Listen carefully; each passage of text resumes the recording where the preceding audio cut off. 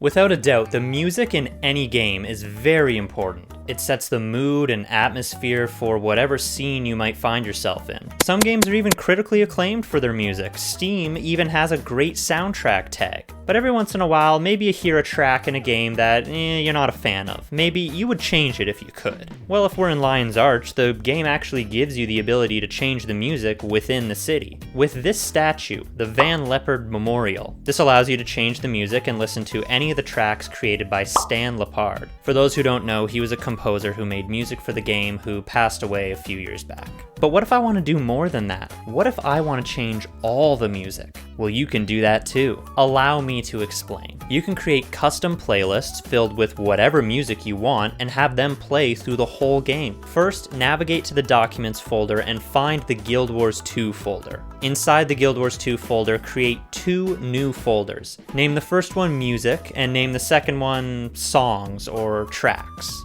Now go ahead and fill your tracks folder with whatever music you're going to use for your custom playlists. Although it's important to note that only certain file types will actually work, so just keep that in mind. So go ahead, whatever you want, throw it in there. I won't judge. If it's country, you're dead to me. Once you're done, open up Windows Media Player. Select Playlist over on the side and make sure you have this playlist tab selected as well. Now we have to make the playlists one at a time, so just remember which tracks you're going to use for each playlist. Now from the tracks folder, select all the tracks you're going to put into one playlist and drag them over to the play tab here. Now here where it says unsaved list, we are going to enter the name of the playlist. Okay, now this part is very important. The name of the playlist will determine when and where the custom playlist will play. There's a few different names that all work, all with a description of when and where in the game that they'll play. This can be found on the wiki, so if you want to read more about it, I'll link it for you. The best one to start with is main menu, since that plays at character select, so it's easy to tell if it works or not. But there are playlist names for pretty much every part of the game, so like I said, you can change pretty much all the music. Okay, next, right-click the main menu playlist.